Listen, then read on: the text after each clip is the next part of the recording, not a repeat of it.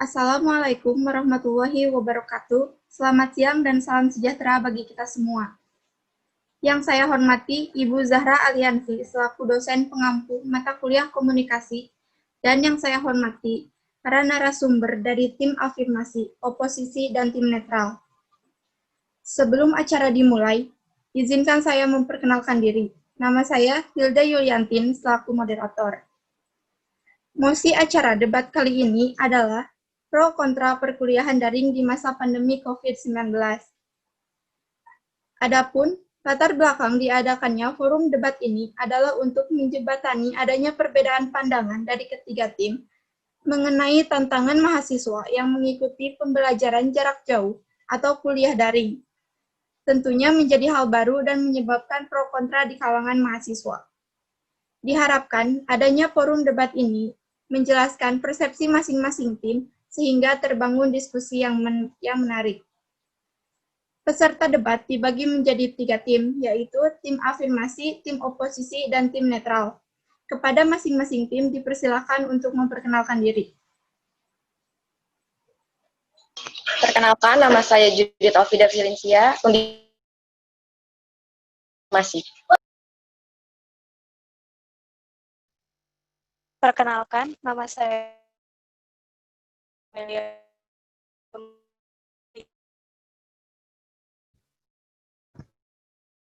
Nama saya Ulfi Khairunisa, pembicara 1 dari tim oposisi. Perkenalkan, nama saya Sri Anjani, dari pembicara 2, tim oposisi. Perkenalkan, nama saya Rizkyani Intania, tim netral dari pembicara 1. Perkenalkan, nama saya Pujo Suci Berliana dari tim netral sebagai pembicara 2.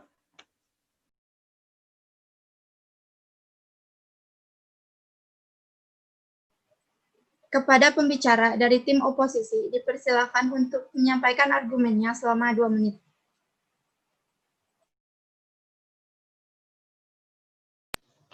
Terima kasih atas waktu yang diberikan. Kuliah online memang menimbulkan pro dan kontra tersendiri. Sebelum membahas lebih lanjut, kita harus mengetahui dan memahami terlebih dahulu pengertian kuliah online. Kuliah online adalah kuliah tanpa harus menghadiri kelas di kampus, tetapi tetap bisa menikmati fasilitas universitas. Kuliah biasanya disampaikan via teleconference, materi juga terdapat forum di mana mahasiswa dapat mengajukan pertanyaan kepada dosen dan saling berdiskusi antara satu mahasiswa dengan yang lainnya. Di sini saya akan membahas sisi positif dari kuliah online.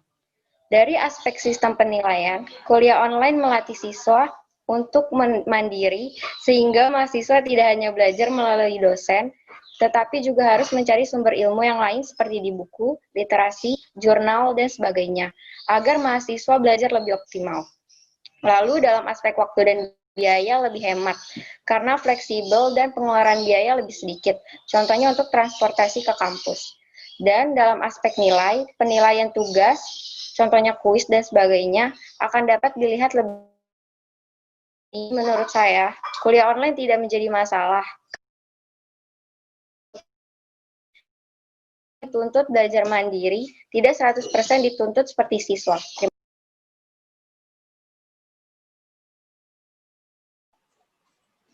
Kepada pembicara dari tim oposisi dipersilakan untuk menyampaikan argumennya selama 2 menit. Terima kasih kepada moderator atas kesempatannya. Baik, di sini saya sebagai pembicara 1 dari tim oposisi akan menyampaikan argumen mengenai kuliah daring di masa pandemi COVID-19 ini. Saya tidak setuju dengan kuliah daring ini, sebab perkuliahan menjadi tidak efektif karena dosen hanya memberikan materi tanpa pemaparan materi yang jelas. Hal tersebut membuat kami para mahasiswa tidak terlalu mengerti terhadap materi yang disampaikan oleh dosen. Dan dosen banyak tugas kepada para mahasiswa sehingga mahasiswa hanya berfokus dalam mengerjakan tugas dan memahami materi seadanya. Lalu juga masalah sinyal dan kuota harus selalu ada dan stabil untuk kuliah daring ini. Padahal beberapa mahasiswa ada yang tidak memiliki sinyal di tempat tinggal mereka masing-masing. Terkait permasalahan ketidakstabilan sinyal ini, baik dari dosen maupun mahasiswa yang terkadang membuat penyampaian materi dari dosen dan tanggapan dari mahasiswa yang terlambat. Lalu masih ada beberapa dosen dan mahasiswa yang terkendala teknis dalam menggunakan software tertentu, sehingga perlu adanya latihan secara rutin untuk dosen dan mahasiswa supaya bisa langsung beradaptasi dengan teknologi seperti ini. Dan yang terakhir, masalah UKT yang tetap normal. Untuk UKT yang normal ini, mahasiswa tidak merasakan fasilitas yang ada di kampus. Ditambah pengeluaran untuk membeli kuota untuk kuliah online ini membuat pengeluaran semakin bertambah di saat ekonomi sedang tidak stabil seperti ini. Mungkin cukup sekian argumen dari saya. Kurang lebihnya mohon maaf, saya kembalikan kepada moderator. Kepada pembicara dari tim netral, dipersilakan untuk menyampaikan argumennya selama 2 menit. Baik, terima kasih. Menurut saya, kuliah daring menjadi solusi untuk tetap menjalankan kegiatan belajar mengajar di tengah pandemi COVID-19 ini. Karena kita tidak bisa memprediksi kapan pandemi ini akan berakhir. Jadi, kuliah daring menjadi suatu pilihan untuk tetap belajar untuk kondisi seperti saat ini. Karena menurut saya ada sisi positif dan sisi negatifnya dalam perkuliahan daring ini. Misalkan hal positifnya yaitu ada beberapa mahasiswa yang merasa senang karena teman-temannya bisa yang tadinya tidak aktif sekarang menjadi aktif. Kemudian dengan adanya kuliah daring membuat waktu bersama keluarga menjadi lebih hangat, lebih insen, sehingga keluarga pun jadi paham bahwa kuliah itu tidak mudah. Kemudian di sisi negatif yaitu pembelajaran daring yang mungkin kurang efektif juga, kemudian kendala sinyal, kemudian kuota, terus ada sebagian yang mengeluh adanya praktikum secara daring yang dirasa kurang efektif. Jadi menurut saya tidak semua pembelajaran daring itu negatif, tetapi ada hal positifnya juga, tergantung kita menanggapi dan memanfaatkannya. Sekian dari saya, terima kasih. Acara selanjutnya adalah memberikan tanggapan terhadap argumen dari tim lain. Kepada tim afirmasi dipersilakan untuk memberikan tanggapannya. Saya kasih waktu 2 menit.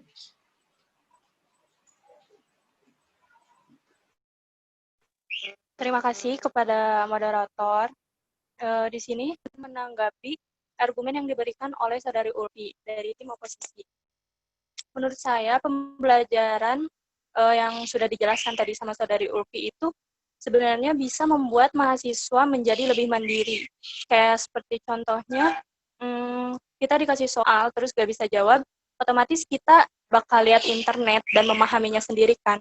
Ya gimana lagi gitu kalau kita nggak ngerjain, kita nggak dapat nilai nantinya.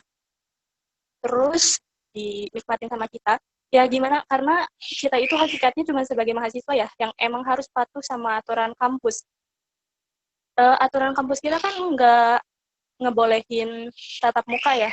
Jadi mau sekeras apapun kita protes atau demo, ya tetap nggak akan bisa gitu. Kebetulan saya juga punya data mengenai kasus COVID di Bandung. Karena kan kampus kita ada di Bandung ya. Bisa dilihat ya, bahwa kasus COVID-19 di Bandung ini semakin harinya itu semakin meningkat. Jadi tidak memungkinkan buat kampus kita buat ngebuka pembelajaran tatap muka. Mungkin sekian ya dari saya. Terima kasih.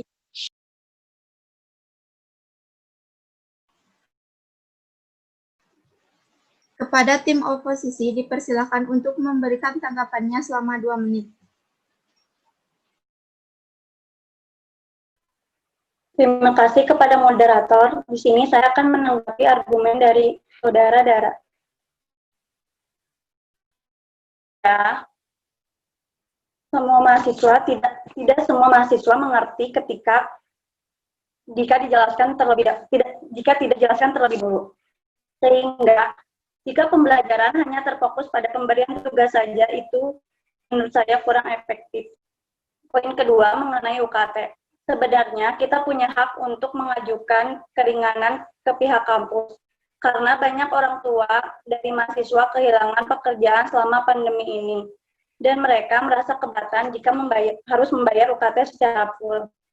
Apalagi kita sebagai mahasiswa tidak merasakan fasilitas kampus secara langsung. Dikarenakan masalah pandemi ini, kita dipaksa melakukan pembelajaran secara daring. Alangkah lebih baiknya, kampus lebih memaksimalkan dalam menyampaikan materi melalui platform seperti Zoom, Google Classmeet, dan lain-lain. Setidaknya, mahasiswa tidak merasakan fasilitas kampus secara langsung, digantikan dengan fasilitas pendukung selama daring. Terima kasih, kembalikan kembali. Selanjutnya, kepada tim netral dipersilakan untuk memberikan tanggapannya selama 2 menit. Terima kasih izin berbicara. Setelah mendengarkan argumen dari Dara dan Anjani tentang kuliah daring selama masa COVID-19 ini, menurut saya internet atau kuliah daring ini memang memiliki dampak positif dan negatif. Seperti sebuah pisau, jika salah menggunakan, itu akan melukai kita sendiri. Begitu juga dengan internet dan belajar di rumah.